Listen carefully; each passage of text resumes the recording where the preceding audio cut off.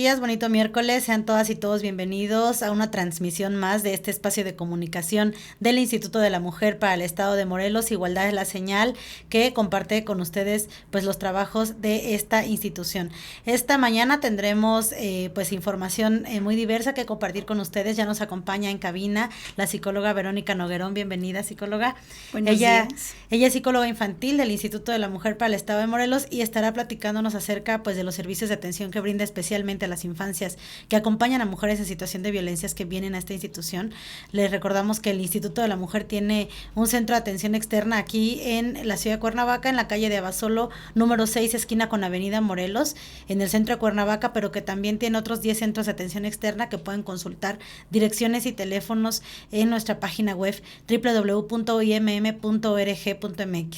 En cada uno de estos centros de atención externa hay una atención multidisciplinaria de acompañamiento y asesoría. Hay psicólogas, hay abogadas, hay trabajadoras sociales, pero hay un perfil muy importante que es el perfil que acompaña la psicóloga que nos acompaña esta mañana, la psicóloga infantil Verónica Noguerón, que es la atención a las infancias que vienen con las madres que vienen a denunciar, a mujeres que vienen a denunciar situaciones de violencia, pero que muchas veces desafortunadamente también son quienes viven directamente las violencias. Y de todo ello vamos a estar platicando esta mañana. Bienvenida, Verónica. Muchas gracias, buen día a todas y todos, un gusto estar aquí con ustedes. Gracias, Verónica. Pues bueno, primero platícanos, para la gente que desconoce a lo mejor que el instituto o los centros de atención externa del instituto brindan también este servicio de acompañamiento a las infancias.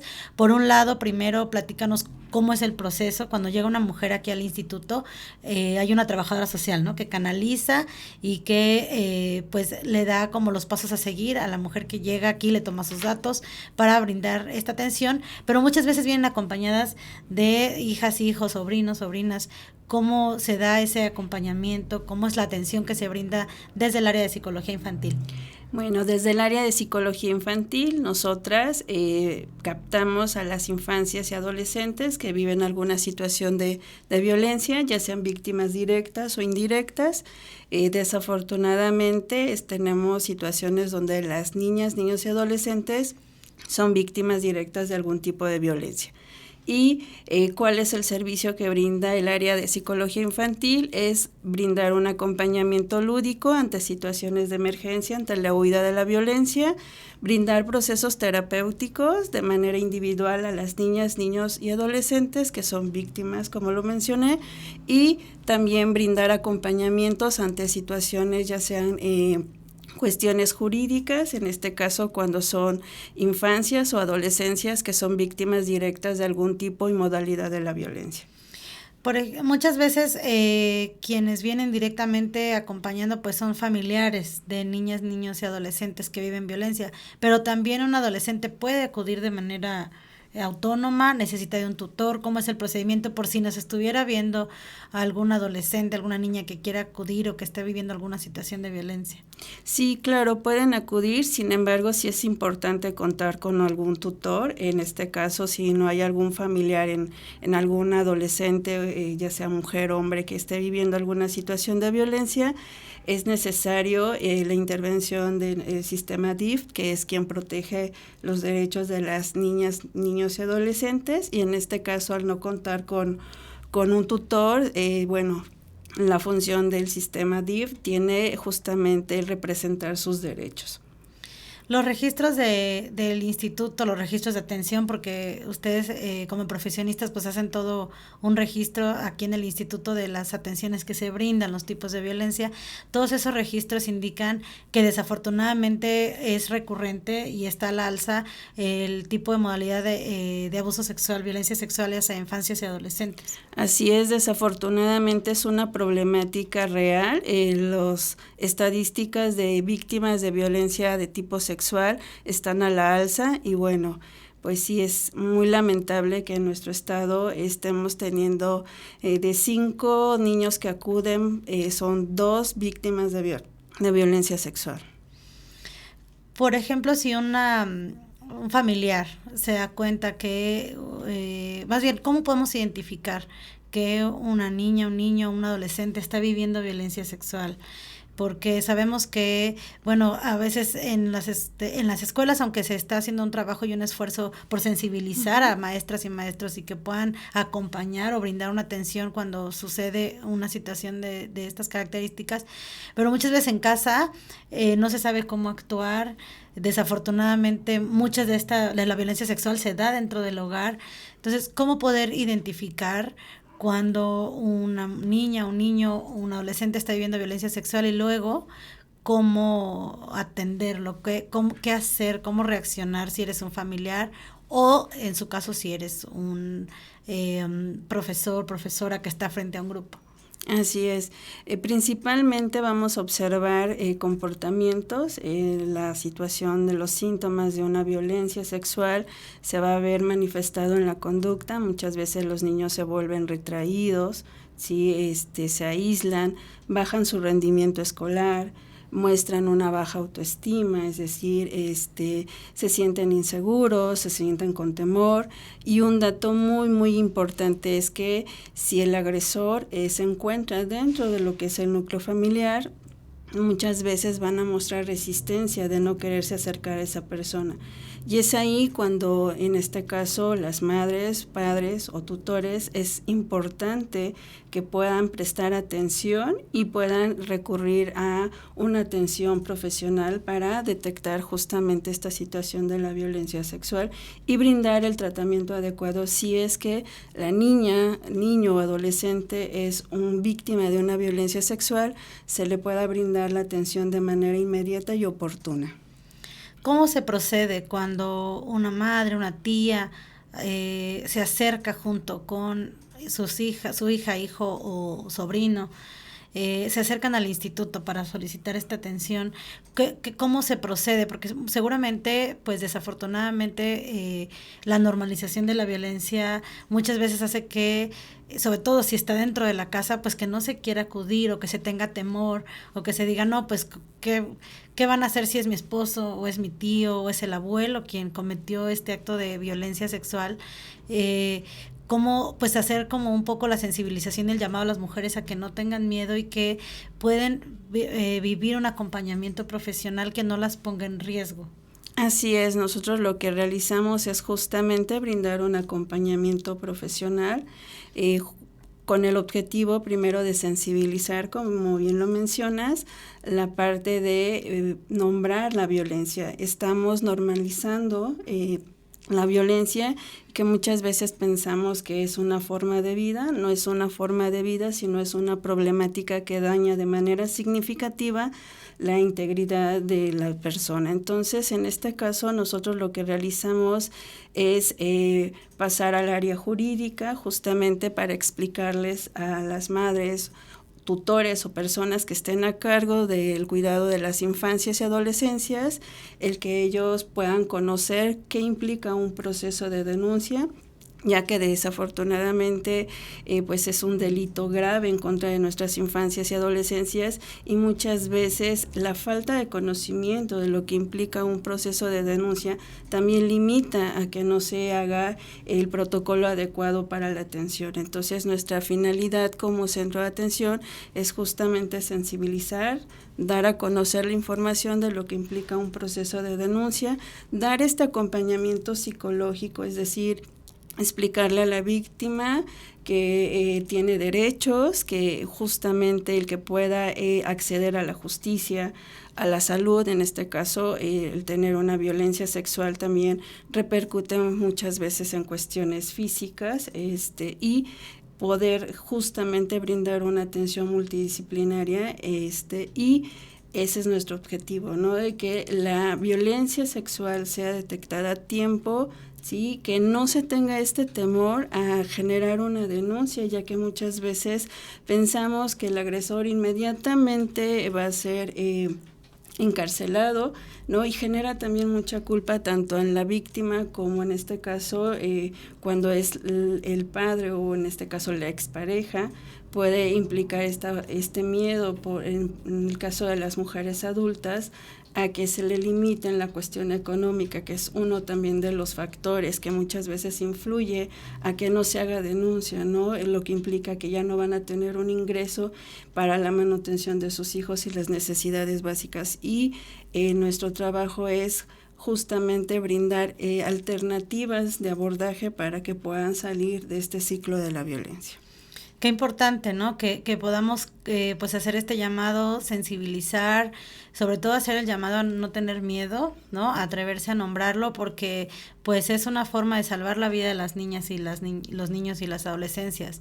Después de una situación de abuso, de violencia sexual, pues las consecuencias son muy fuertes en la vida, en el desarrollo, en la integridad de las personas. Entonces, pues si ya no se logró prevenir el abuso, por lo menos interceder para que el desarrollo de la personalidad, de la integridad de esas niñas, niños y adolescentes, pues pueda irse para otro rumbo, ¿no? Entonces, nunca es tarde, hay que intervenir, hay que pues denunciar, y que pues con el acompañamiento profesional de las profesionistas del instituto, pues puedan sentirse seguras de que la decisión finalmente se toma en conjunto, que pueden tomar decisiones en autonomía, y que fortalecer su autonomía en todos los sentidos pues es importante para salir de situaciones que pues no son nuestra culpa, ¿no? Porque muchas veces también, a veces en esta cultura patriarcal, culpa a las mujeres, culpa a las abuelas, culpa a las propias víctimas. Entonces, como sensibilizar que no es su culpa, que es posible siempre salir de una situación de violencia, y que hay que hablarlo, nombrarlo, para poder iniciar procesos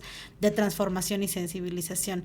Si alguien que nos escucha está en una situación, o identifica, o a lo mejor tiene una duda y dice, a lo mejor creo que mi vecina, o creo que mi alumna está viviendo una situación de violencia sexual, ¿qué hacer?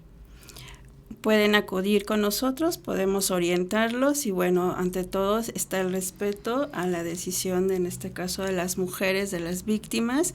Sin embargo, es un primer paso el que puedan recibir la información adecuada para justamente poder abordar la problemática que pueda estar atravesando respecto a la violencia. De acuerdo, es importante que sepan que pueden venir, no necesitan una cita previa, o sea, pueden llegar, y desde el momento en que pisan las instalaciones del instituto, habrá quien le tome sus datos y les canalice para iniciar su atención. Así es.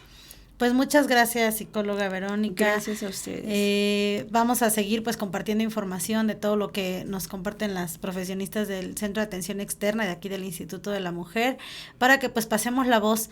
Nuestro teléfono aquí en el instituto es 173-0066, y también contamos con un servicio de línea segura las 24 horas, que es atendido también por psicólogas y abogadas, que pueden brindar una asesoría previa antes de acudir aquí al instituto, para que puedan sensibilizar. Las líneas seguras ya están en pantalla, así que pueden llamarnos, pueden escribir vía WhatsApp, o acudir directamente aquí al instituto para iniciar un proceso de atención muy necesario para visibilizar, para nombrar y para transformar nuestros entornos y poder pues hacerlos libres de violencia.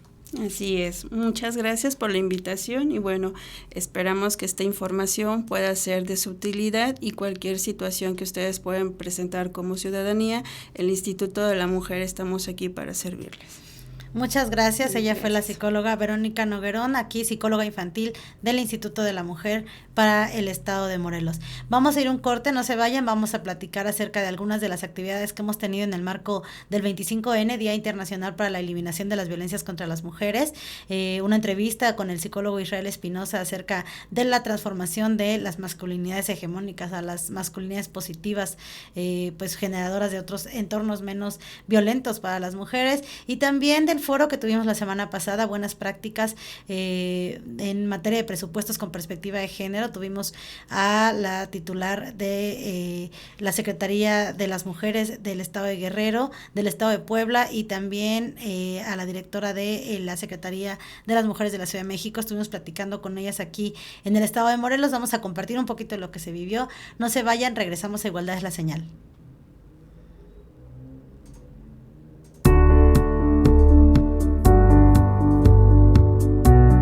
Pues bueno, yo soy Israel Espinosa Pineda, soy psicólogo de formación Actualmente estoy coordinando el Fondo para el Bienestar y el Avance de las Mujeres aquí en el Instituto de la Mujer para el Estado de Morelos, y llevo aproximadamente unos 15 años trabajando el tema de prevención y atención de la violencia contra las mujeres.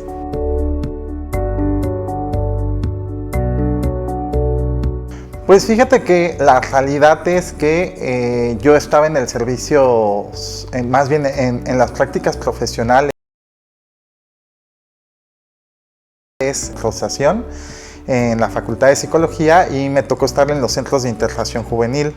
En los centros de integración juvenil hice mi proceso de prácticas profesionales, y había un manual de los centros de integración juvenil y que hablaban que justamente uno de los factores de riesgo para consumir alcohol, tabaco o estupefacientes era justamente la violencia familiar, ¿no? Entonces, en ese momento empecé a identificar, ¿no? O sea, a hablar de perspectiva de género, estudiar sobre la perspectiva de género, y que justamente en ese momento de mi vida, ¿no? Yo decía, pues bueno, es importante tener una forma diferente de ser hombre, o una forma no hegemónica, ¿no? Hasta ese momento yo no sabía que era una masculinidad hegemónica y que era una nueva masculinidad. Hace muchísimos años no se hablaba de esos temas, pero sí podía identificar que yo definitivamente no practicaba ese tipo de conductas de la masculinidad hegemónica.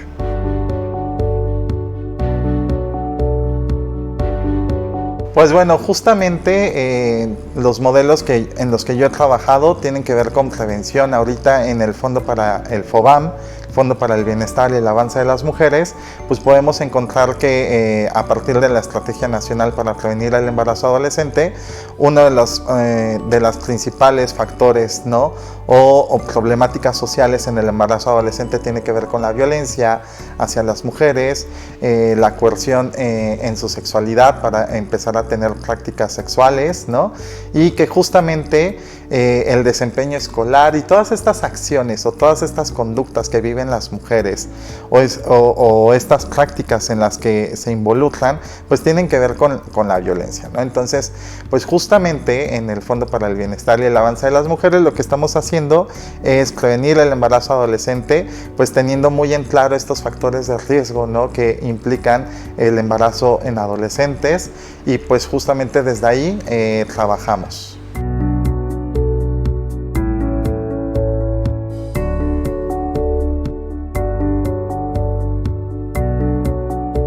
Principalmente iniciar procesos de sensibilización, ¿no? O sea, sí es posible que en sus instituciones puedan estar en procesos de sensibilización en línea, o los que de repente ofrecemos desde el Instituto de la Mujer para el Estado de Morelos, pues entrar en esos procesos de sensibilización en perspectiva de género y nuevas masculinidades, pues con la mejor intención, ¿no? Entendiendo que no dejas de ser hombre, no dejas de ser tú, no dejas de entender justamente lo que es tu vida, sino tiene que ver con una práctica y romper estos patrones sociales. Y también en tu día a día, en tu casa, en todos los espacios en los que interactúas con mujeres y con otros hombres, pues ir cuestionando qué cosas no te gustan, a qué no le quieres entrar, qué cosas te incomodan. Y también, por ejemplo, en la interacción con las mujeres, qué cosas pudieran ser lastimosas, ¿no? Y qué cosas pudieran hacer sentir mal a la otra persona. Evitar comentarios violentos que a lo mejor parecen ser comentarios pues sutiles, pero que al final de cuentas lastiman a tu pareja, a tu mamá, a tu hermana, a tu compañera de trabajo, a tus amigas o a cualquier mujer con la que interactúas, con esta forma de imponer el que eres más hombre o que eres muy hombre. Entonces, eso es lo principal, ir cuestionando día a día nuestras prácticas que tenemos constantemente en la interacción con las mujeres. Yo creo que es importantísimo en la práctica que de repente no te vuelvas cómplice, o sea, que en la interacción con otros hombres es bien importante que no te vuelvas un cómplice. Por ejemplo, si de repente estás en la carnita asada, estás en una reunión con amigos y alguien hace un comentario machista, un chiste machista, que en lugar de reírte, y seguir practicando o seguir comentando de manera violenta, pues puedas detener a tu compa, puedas detener a tu amigo, puedas detener a esa persona, a ese hombre que está realizando ese tipo de prácticas y poderles decir que esas prácticas no deberán de existir, cambiar de tema y seguir con la actividad que estabas en la reunión.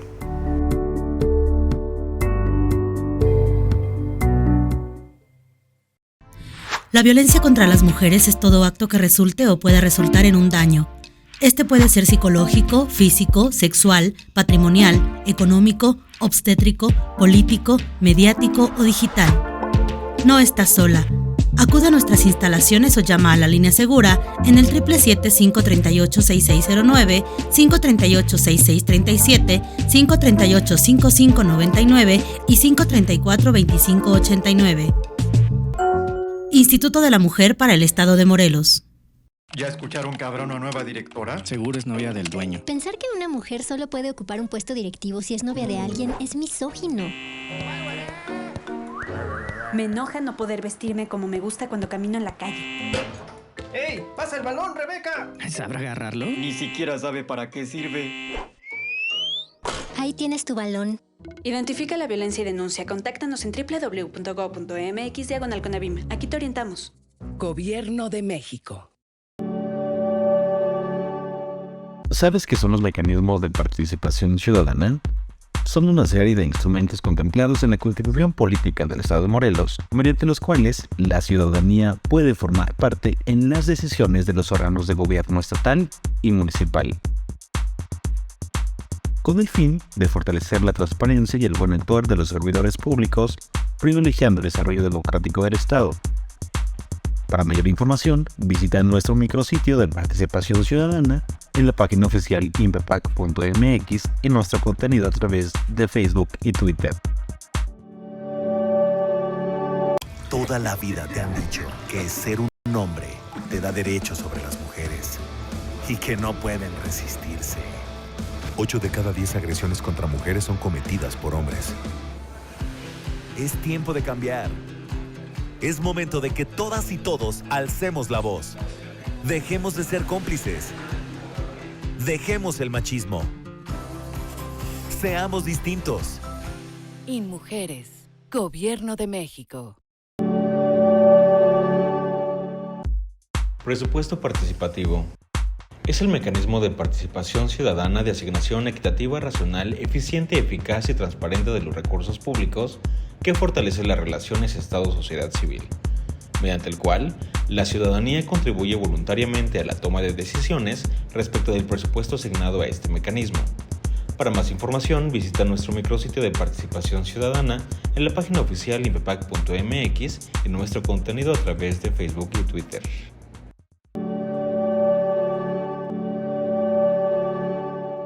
Gobierno abierto. Es el mecanismo de participación ciudadana que se puede considerar que busca generar confianza entre gobernantes y gobernados, y se encuentra contemplado en el artículo 19 bis de la Constitución Política del Estado Libre y Soberano de Morelos. Para más información, visite nuestro micrositio de participación ciudadana en la página oficial impepac.mx y nuestro contenido a través de Facebook y Twitter.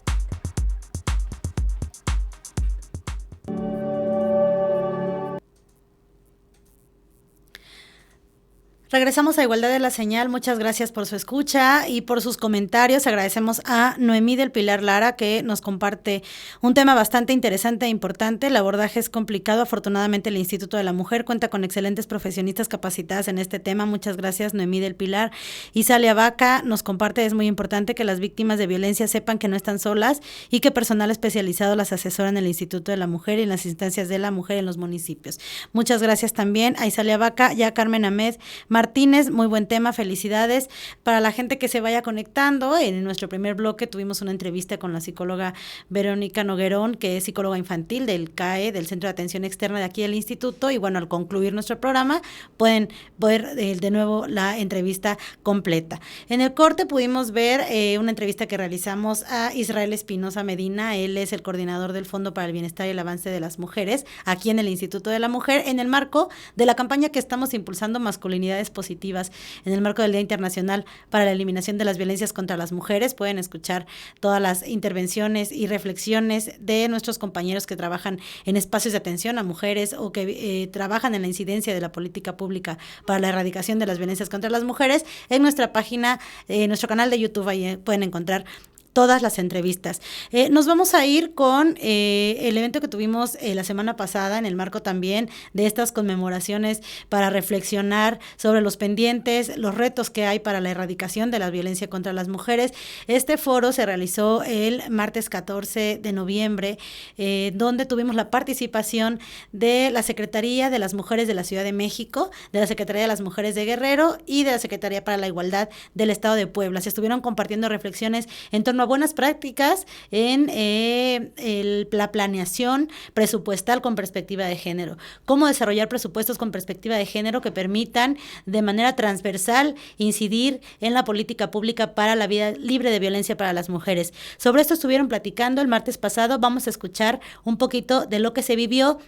Y con esto nos despedimos en nombre de la presidenta del Instituto de la Mujer para el Estado de Morelos, la doctora en Derecho Guadalupe Isela Chávez Cardoso. Agradezco también al equipo de comunicación, Lilia Soberanis, Raúl Morales y Gloria Holguín, en la producción de este programa esta mañana, la compañera Lilia Soberanis. Y nos escuchamos el próximo miércoles en Igualdad es la Señal.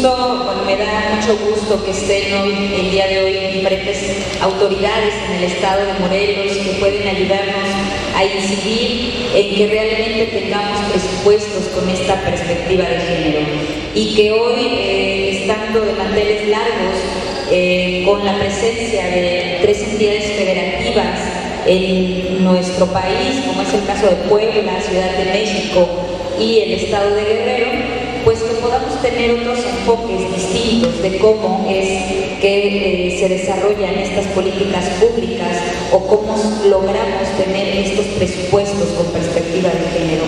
El que como autoridades nos vayamos con esta conciencia de que necesitamos invertir. En la Ciudad de México lo que hacemos, o la visión que se tiene actualmente, es que sin igualdad la violencia seguirá existiendo. Sin el cambio cultural, la violencia seguirá existiendo. Y por ello, desde el 2007 ha hecho una serie de acciones que han permitido que los presupuestos públicos abonen a los diferentes temas que tenemos de interés, sobre todo el que las mujeres, las niñas, las jóvenes accedan a todos los derechos, que la violencia sea un tema que va reduciéndose cada día, y por ello en el 2007 inició un proceso de incorporación de la perspectiva de género en los presupuestos públicos. Incluso antes de que la ley de igualdad en la ciudad se publicara, se publicó un decreto para incorporar la perspectiva de género. En aquel entonces enfoque de género en los presupuestos públicos, y a partir del 2008, cuando la federación se incorporó el anexo para los presupuestos públicos, el entonces Instituto de las Mujeres del Distrito Federal empezó con el presupuesto. De acuerdo a la ley del presupuesto, todas las acciones, las actividades, los servicios que entes públicos deben incorporar la perspectiva de género. Ha estado modificándose, haciéndose reformas a las leyes, tanto la de igualdad entre mujeres y hombres como la de acceso a una vida libre de violencia, con la finalidad de que la transversalidad de la perspectiva de género con sus 7 esferas vayan incorporándose para institucionalizar estos procesos.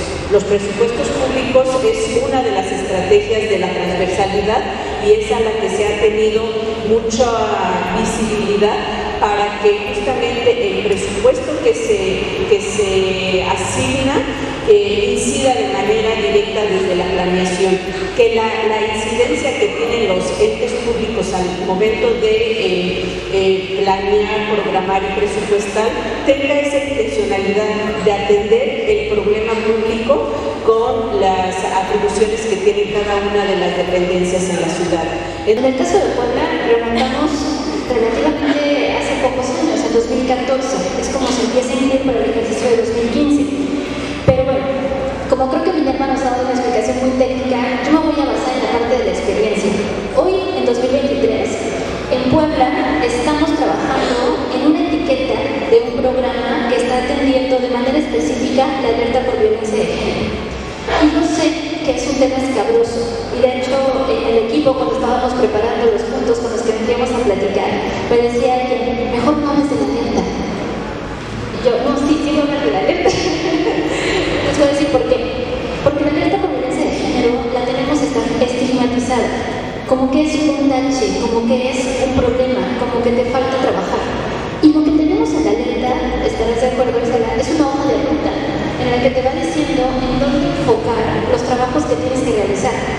Gracias a esa alerta, el gobernador Sergio Salomón, cuando llega, después de este sexenio que hemos tenido desgraciadamente con tantas pérdidas en el gobierno del Estado, llega y dice, ok, está pasando algo, no se ha atendido, es urgente que se trabaje.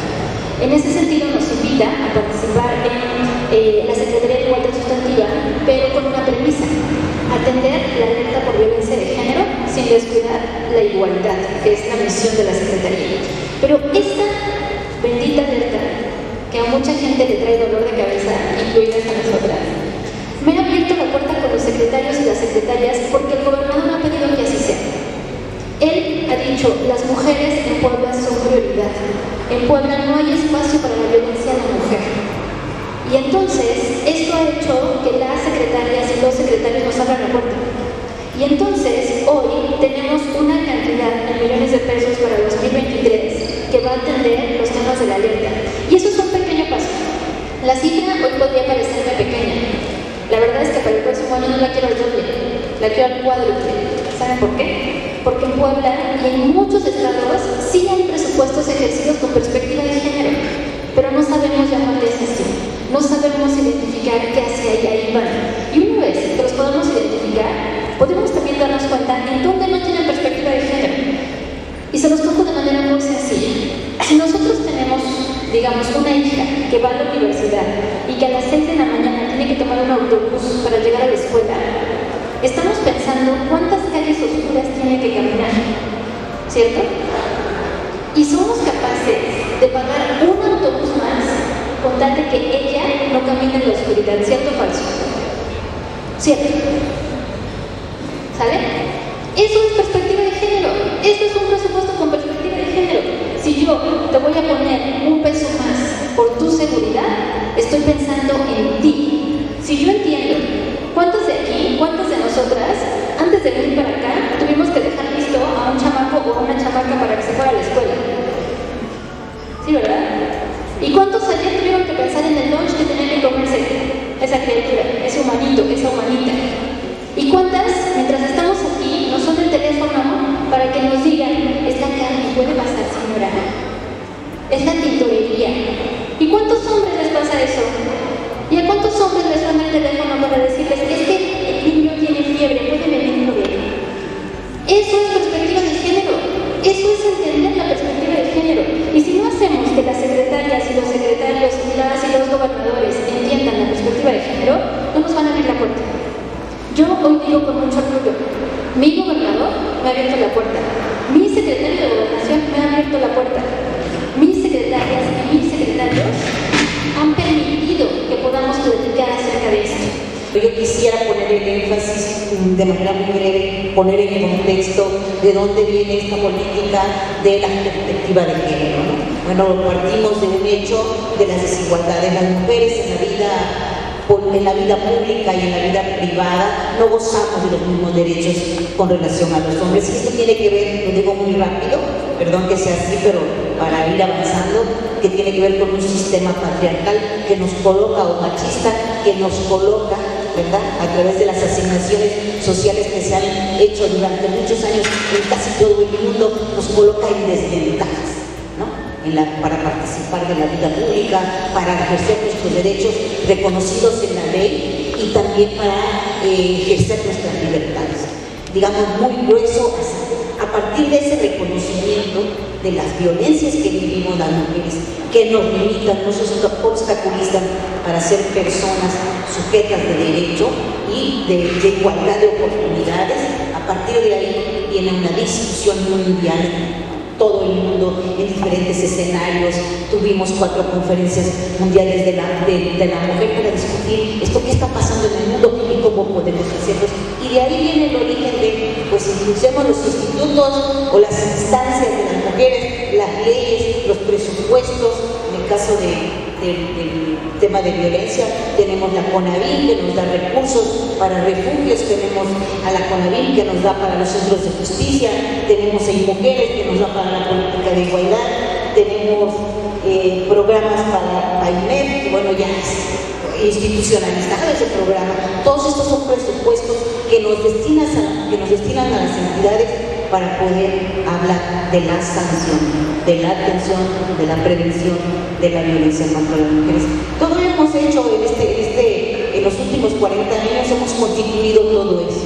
¿Cómo hacer entonces para atender temas tan relevantes que están presentes y que la ENDIRE, la Encuesta Nacional de las Relaciones, de la Dinámica de las Relaciones en los Hogares, que se levanta desde el 2003, y la última se levantó en el 21, nos dice que los indicadores de violencia no bajan en el territorio. De hecho, todo el territorio creció. ¿Qué está pasando? Bueno, ¿qué está pasando? Bueno, están pasando varias cosas, y que a la luz de la experiencia tenemos que reflexionar para mejorar nuestra intervención pública. Una, hemos invertido, y con justa razón, en la atención. O sea, aquella mujer que ya vive violencia y que necesita de espacios como refugios, centros de apoyo, etcétera, para atender psicológicamente, legalmente, trabajo social y algunos apoyos económicos o sociales. La estamos atendiendo a un elemento que vive violencia y que tiene afectaciones de salud, que tiene afectaciones en su economía, en su patrimonio, etcétera, etcétera, ¿no? Y hemos dejado mucho de largo, hoy lo estamos retomando, y ya en los últimos años, la prevención. Necesitamos hacer el cambio cultural. Claro, el cambio cultural no sucede de la noche a la mañana, hay un cambio de largo aliento, de largo plazo. Por eso los gobiernos tenemos que centrar nuestros presupuestos también en la prevención.